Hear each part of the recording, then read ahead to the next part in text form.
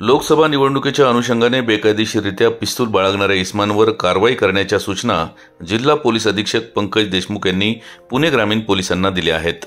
त्यानुसार दिनांक 8 मार्च रोजी स्थानिक गुन्हे शाखा पुणे ग्रामीणचे पथक जुन्नर विभागात पेट्रोलिंग करत असताना या पथकाला गोपनीय बातमीदारामार्फत माहिती मिळाली की सराईत गुन्हेगार पवन थोरात राहणार मंचर तालुका आंबेगाव हा त्याच्या ताब्यात असलेले एक गावठी पिस्तूल कमरेला लावून मोटरसायकलवर बसून नारायणगाव मांजरवाडी रोडला येणार असल्याची खात्रीशीर माहिती मिळाली।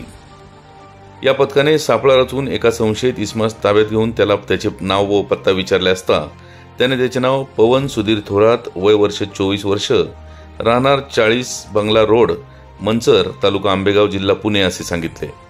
त्याची अंगझडती घेतली असता त्याच्या कमरेला एक गावठी पिस्तूल व जिवंत काडतूस मिळून आले।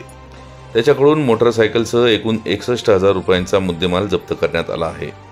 आरोपी पवन सुधीर थोरात राहणार मंचर याच्या विरोधात खुनाचे 2 गुन्हे, खुनाचा प्रयत्न, मारामारी, आर्म ॲक्ट अंतर्गत एकूण 9 गुन्हे दाखल असून त्याच्यावर यापूर्वी मोका कायद्याअंतर्गत कारवाई देखील करण्यात आली आहे।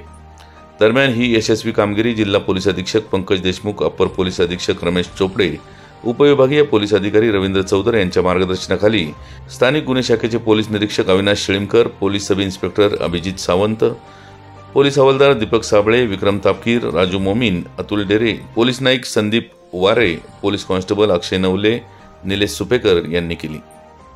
याच बातमीचे काही दृश्य पाठवले आहेत आपला आवाज न्यूज नेटवर्कचे कार्यकारी संपादक किरण वाजगे यांनी। पाहूयात।